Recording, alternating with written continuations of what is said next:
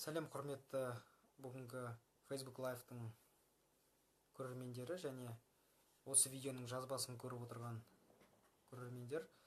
Бүгінгі тікелей эфирдің тақырыбы органикалық трафиктің дәуірі бітті деп аталады. Яғни сіздің Facebook парақшаларыңыздағы органикалық қызметтердің дәуірі бітті деген нәрсені бүгін қарайтын боламыз. Көп уақыттарыңызды алмайын, бір 7-8 минут уақыт болады. Достар, өздеріңіз білесіздер, Facebookте бірнеше парақшалардың түрі бар. Біріншісі ол сіздің жеке өзіңіздің парақшаңыз, өзіңіздің жеке өміріңіз жайлы, жеке басыңызға қатысты ақпараттарды жазатын жер. Екінші түрі ол түрлі топтар. Яғни сізде өзіңіз осы уақытқа дейін кезіккен шығарсыз, сізді бір группаға қосады, топқа қосады, сол группадан өзіңіз шығып кетесіз, қайттан қосады, қайттан шығып кетесіз. Қазір енді Құдайға шүкір ол функцияны Facebook бізге берді. Екінші кәрі қоспау деген батырма бар. Соны бассаңыз, екінші кәрі сізді қоса алмайды. Және сонымен қоса жаңа топтардың 3 түрі бар. Бірінші түрі жалпылама ашық топтар. Екінші түрі жабық топтар, атайып тұрғанда жабық, сырттан ешкім кіре алмайды. Үшінші түрі ол құпия топтар, secret groups деген бар. Яғни сіз егер бір арнайы тренинг өткізсеңіз, сол жерге әкеп өткізуіңізге болады.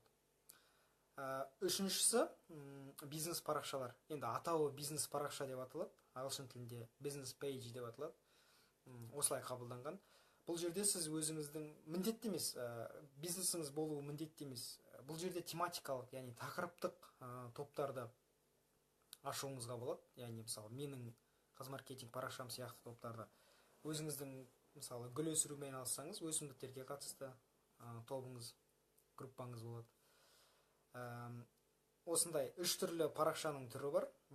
Одан кейін енді органикалық трафик дегеніміз не? Бүгін біз соның ішіндегі осы бизнес парақшаның трафигінің қалай жұмыс істейтіні жайлы кішігірім қарастыратын боламыз. Қазіргі таңда, егер де сіздің мысалы бизнес парақшаңыз болса, болмаса міндетті түрде ашып алыңыз қазір, себебі өте қажет функцияның бірі. Оның үстіне сіз үстіңгі жағында тұратын логиннан ертерек ашпасаңыз, кейінірек ойланып қалсаңыз, айырылып қалуыңыз мүмкін. Қалай жұмыс істейді органикалық трафик? Соңғы кездері біз не нәрсені байқадық? Бара-бара, егер де сіз Facebook'тың парақшасында жаңағы органикалық трафиктің қалай жұмыс істейтінін бақылап жүрген болсаңыз, бара-бара оның аясы тарылып бара жатыр. Ол дегеніміз не? Сіз бизнес парақшаңызда белгілі бір материалды жариялайсыз. Мысалға, мен сияқты осы видеоны жариялайсыз. Ол видеоны сіздің аудиторияңыздың асып кетсе бір 10-15% көреді.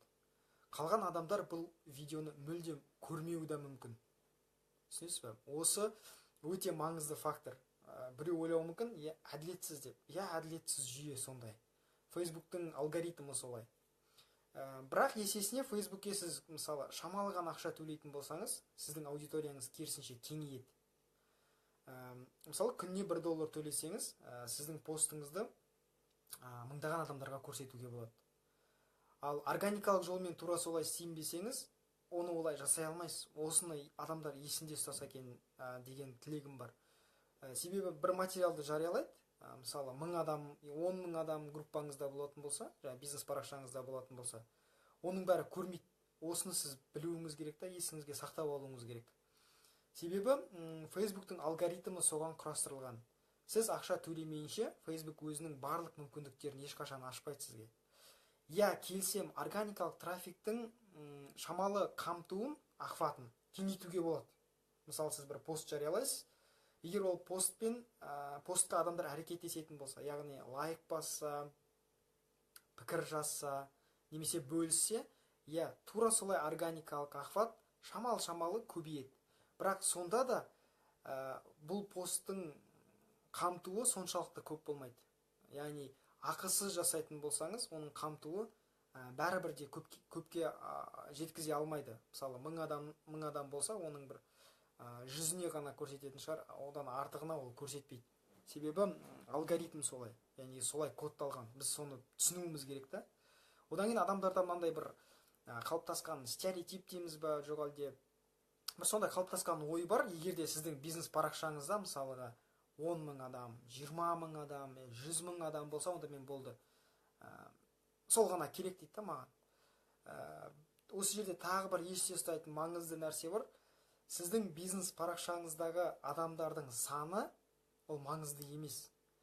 Ол маңызды болуы мүмкін, мысалы сіз кіріп қалған бетте вау, 20.000 адам, 10.000 адам, 100.000 адам бар екен деп айту үшін. Бірақ сіз оларға материалды беретін кезде адамның саны маңызды емес. Міне осы жерде адамның саны маңызды емес.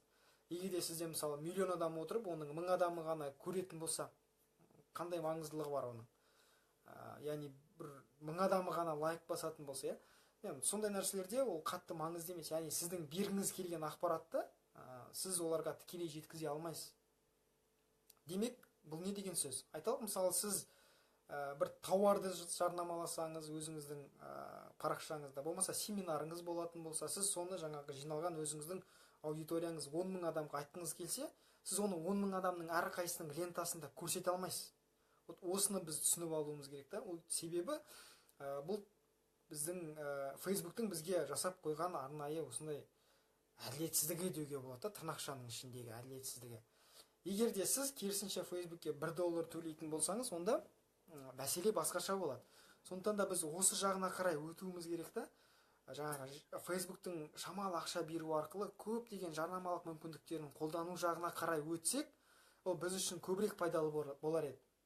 Ал органикалық трафик, ол өзді-өзімен ол бар нәрсе және бола береді ол. Бірақ оның аясы қазіргі таңда, мысалы қазір батыс эксперттерімен тыңдадым, осы бүгін ғана тыңдадым, Майкл Стелнер деген кісі, осы SMM бойынша, social media маркетинг бойынша эксперт. Сол кісінің осы айтып жатқан мен сіздермен бөлісіп отырмын да. Digital Marketer деген арнайы бір сайт бар, сол сайтта күнделікті посттар жарияланады осы social media маркетингқа қатысты. Сол кісі айтады, біліңіздер дейді, органикалық трафиктің аясы барған сайын тарыла береді, ол ешқашанда кеңеймейді дейді. Сондықтан да сіз егер де бизнес парақшаңыз болса, қазірден бастап тек қана органикалық трафикке, яғни ақшасыз, ақысыз көрсетем деп қана өмір сүру ол дұрыс емес. Сондықтан да егер де бір құнды ақпаратыңызды бергіңіз келсе, онда сіз міндетті түрде шамалы бір сумманы төлеп жіберіп, сол арқылы қаншама мыңдаған адамдарға өзіңіздің ақпаратыңызды көрсете аласыз. Бұл бірінші жолы. Екінші жолы, жаңа Майк деген кісі айтады, екінші жолы, бұл жерде бір лазейка бар дейді. Ол лазейка дегеніміз не?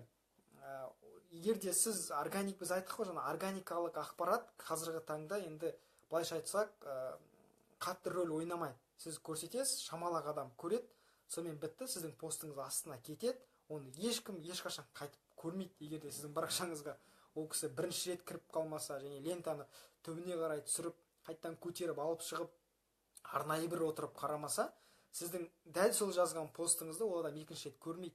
Мысалы, мен сізге арнап жазсам, сіз бір рет көруіңіз мүмкін, одан кейін оны көрмейсіз. Сондықтан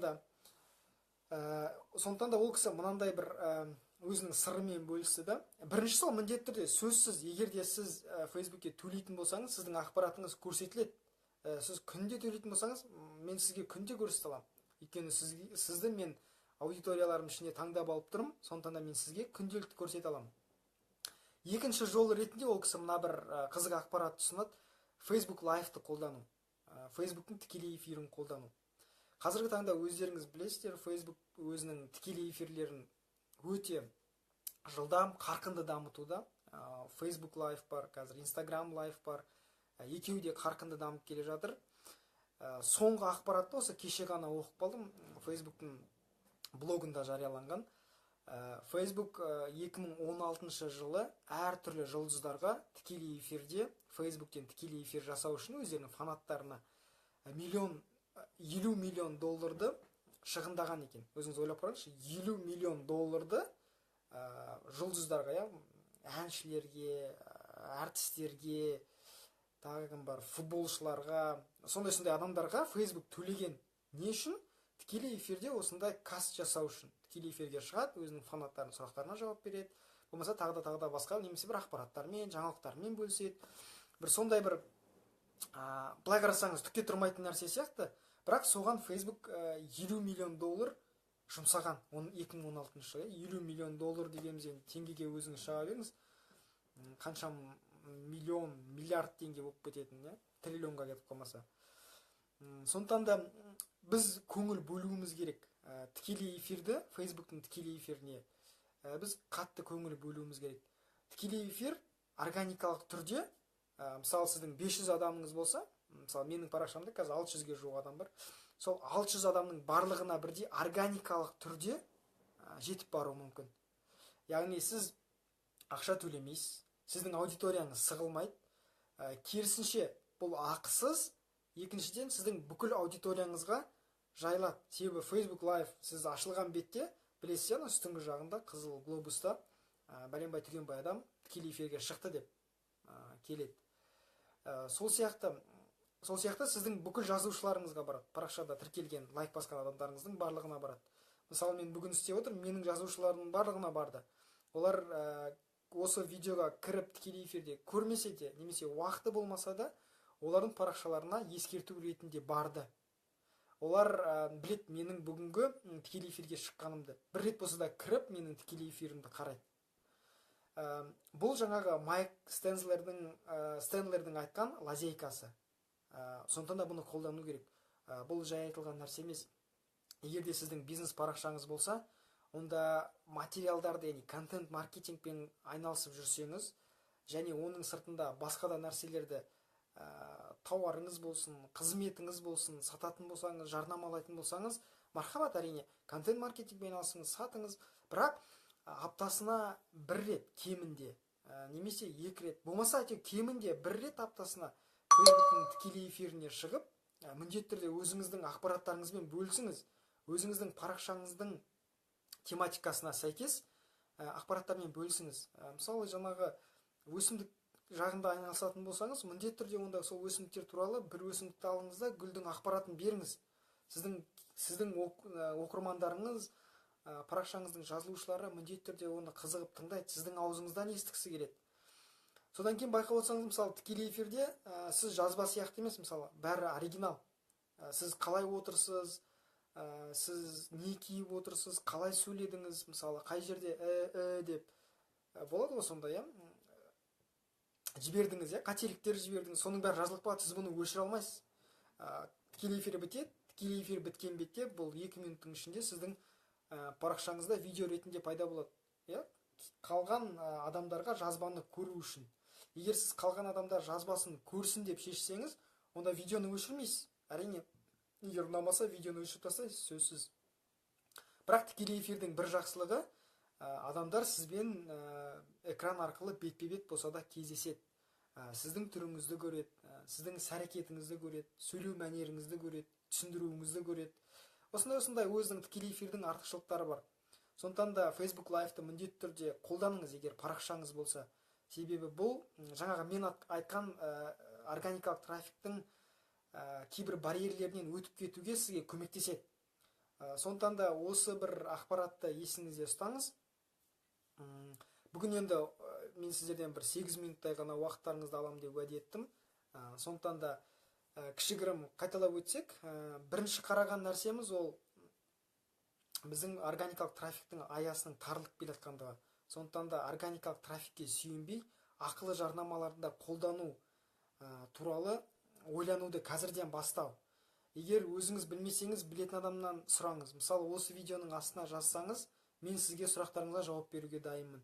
Сондықтан да ақылы жарнамалар жағына өту жағын сізге де қарастыру керек қазірден бастап.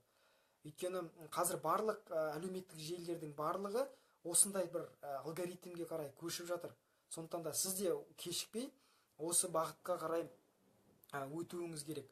Екінші нәрсе ол жаңағы мен айтқан стереотип. Яғни сіздің парақшаңызға мыңдаған адамды жинап алу менің мақсатым деген ол дұрыс емес. Себебі сіз органикалық түрде ол кісілерге бәрібір де материалыңызды көрсете алмайсыз. Осыны ескеруіңіз керек. Үшінші нәрсе ол Facebook Live. Facebook'ың тікелей эфирі қолданыңыз міндетті түрде. бұл сіздің жаңағы органикалық трафиктің барьерлерінен секіріп өтіп кетуге мүмкіндік беретін өзіндік бір жаңадан пайда болған функция. Жаңа ғана айттым, 50 миллион долларды Facebook ешқашан жерге шашпайды. Егер де бұл маңызсыз бір елемейтін нәрсе болған кезде болғанда, онда Facebook оған 50 миллион долларды бір жылда шығындамас еді. Одан да ол басқа шығындарын жабуға жұмсар еді. Сондықтан да осы ақпаратты білгеннен кейін мен сіздермен бөліссем деп шештім. Сондықтан менің айтатыным, органикалық трафикке ғана сүйеніп қалмай, өзіңіздің ақылы жарнамаларға деген қызығушылығыңызды бүгіннен оятып, сол жағынан ізденіп, егер де пікірлеріңіз болса, сұрақтарыңыз болса, міндетті түрде осы видеоның астына қалдырыңыздар пікір ретінде. Достар, егер де осы айтқан ақпаратым, мысалы, мен сізге 3 түрлі ақпарат бердім. Енді өзімнің ойымша құнды ақпарат бердім деп ойлаймын. Осы 3 ақпаратты есіңізде сақтап, ары қарай жұмыс істейтін болсаңыз, сіздің де осы Facebook парақшасында, жалпы Facebook желісінде өзіңіздің жолыңыз ашылатынына сенімдімін. Егер де осы видео ұнаса, достар, міндетті түрде лайк қойып бөлісіңіздер, себебі тура сіз сияқты осы ақпаратты естуге тиіс жандар бар. Олар да естісін, көрсін, білсін және қатарымызға қосылсын. Достар, рахмет бүгінгі тікелей эфирге уақыт тауып қосылғандарыңызға, ал жазбасын көріп отырған достарымызға, ол кісілерге де рахмет айтамыз. Ақпаратты тарата жүріңіздер. Көптен көп рахмет. Сау болыңыздар.